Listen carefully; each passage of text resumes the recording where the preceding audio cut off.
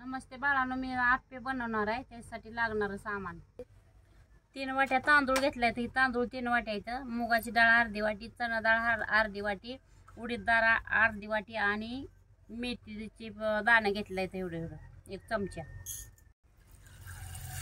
5-6 तास आपण भिजत टाकूया. हे सगळं मिळून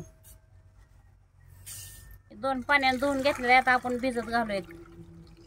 5-6 तास भिजून झाले. आता आपण हे बारीक करून घेऊ मिक्सरला थोडंसं पाणी टाकून आपण बारीक करून घेऊया गऱ्यासारखं.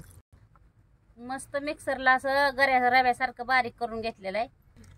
आता पातेल्यात ओतून घेऊ आणि आपण एक 4-5 तास आंबायला ठेवूया पीठ झाकून. असं आता 5-6 तास आंबून घेतलंय पीठ. आता चवीपुरतं मीठ टाकू आणि आप्पे बनवून घेऊया आपण. आता आप्पेच्या भांड्याला तेल लावून घेऊया आपण बरसने, म्हणजे चिकटत नाही अजिबात. आपण गॅसवर ही भांड थोडंसं गरम करायला ठेवूया. आता भांड गरम झालं आहे. आता आपण हे भरून घेऊया.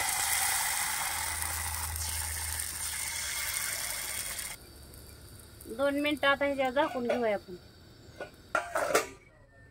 चला 2 मिनिटं झाले. आता उलटून घेऊया आपण. उलटून घेऊया आपण. आता हे सगळं आप्पे भाजलेलं आहे छान.